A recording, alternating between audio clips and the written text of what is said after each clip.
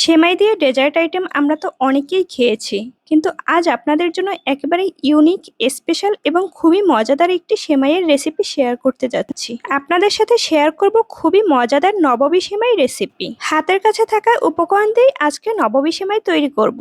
Hello everyone, আসসালামু আলাইকুম, welcome to Tammiz kitchen. আর তাম্মিজ কিচেন মানেই অনন্য স্বাদের সহজ রেসিপি। তাই আজ আপনাদের জন্য খুবই সহজ একটি রেসিপি নিয়ে হাজির হয়েছি। ভিডিওটি ভালো লাগলে সাবস্ক্রাইব করে পাশে থাকবেন। মজাদার এই সেমাইয়ের ডেজার্ট তৈরি করার জন্য প্রথমেই আমাদের লাগবে 1 প্যাকেট লাচ্চা সেমাই। নববী সেমাই রান্না করার জন্য প্যানে আমি ঘি দিয়ে দিচ্ছি। এখানে আমি 1 টেবিল চামচ পরিমাণ ঘি ইউজ করছি। এই পর্যায়ে আমি সেমাইগুলোকে দিয়ে দিচ্ছি। ঘিয়ের সাথে সেমাইগুলোকে অল্প আঁচে ফ্রাই করে নিতে হবে।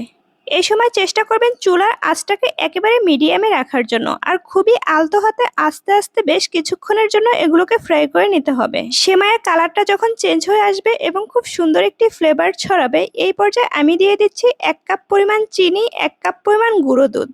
এখানে অবশ্যই আপনাদেরকে পাউডার মিল্কটা ইউজ করতে হবে। আমি আজকে যেই ধরনের উপকরণগুলো ইউজ করছি সবগুলো উপকরণ অবশ্যই আপনাদেরকে দিতে হবে, তাহলেই নববী সেমাইটা খেতে অনেক বেশি মজাদার হবে।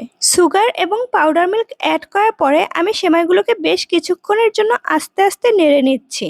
চিনিটা গলে যাবে, কিন্তু চিনি থেকে কোনো ধরনের পানি বের হবে না। এই পর্যায়ে সম্পূর্ণ সেমাইটাকে আমি একটু ডিভাইড করে নিচ্ছি এবং একটা অংশ তুলে রেখে বাকি অংশের মধ্যে একটু ফুড কালার ইউজ করছি।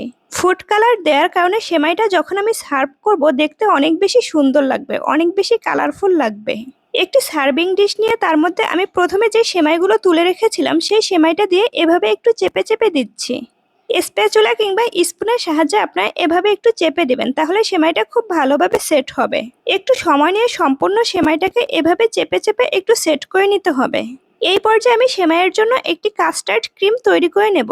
কাস্টার্ড ক্রিম তৈরি করার জন্য প্রথমেই আমি 1 লিটার দুধকে একটু ঘন করে হাফ লিটার করে নিয়েছি।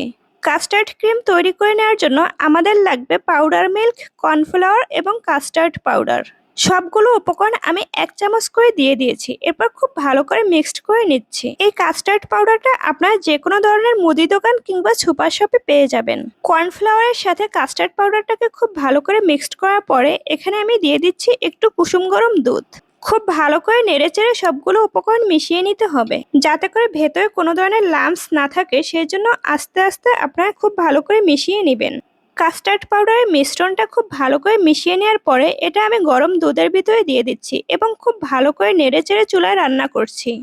মিষ্টির ব্যালেন্স নিয়ে আসার জন্য এখানে আমি কনডেন্স মিল্ক ইউজ করছি। এখানে আমি হাফ কাপ পরিমাণ কনডেন্স মিল্ক ইউজ করেছি। যখনই কাস্টার্ডের এই থিকনেসটা একটু ঘন হয়ে আসবে সেই পর্যায়ে আমি চুলা থেকে গরম গরম নামিয়ে সেমাইয়ের উপরে দিয়ে দিব। এই কাজটা অবশ্যই একটু গরম থাকা অবস্থায় করতে হবে, তা না হলে কাস্টার্ডের এই মিশ্রণটা অনেক বেশি ঘন হয়ে যাবে এবং জমাট বেঁধে যাবে। সেমাইয়ের উপরে কাস্টার্ডের মিশ্রণটা খুব ভালোভাবে ছড়িয়ে দেওয়ার পরে আমি উপর থেকে একটু সেমাই দিয়ে দিচ্ছি। আমি আগে থেকে যেই সেমাইগুলোকে একটু কালার করে ভাজি করে নিয়েছিলাম সেই সেমাইটাকেই দিয়ে দিয়েছি। ডেকোরেশনের জন্য দেখতে যাতে সুন্দর লাগে সেই জন্য আমি উপর থেকে অনেকগুলো বাদাম কুচি দিয়ে দিয়েছি। সেই সাথে আরও অ্যাড করে নিয়েছি কিছুটা কিশমিশ কুচি। আজকের এই মজাদার রেসিপিটি আপনাদের কেমন লেগেছে অবশ্যই জানাবেন।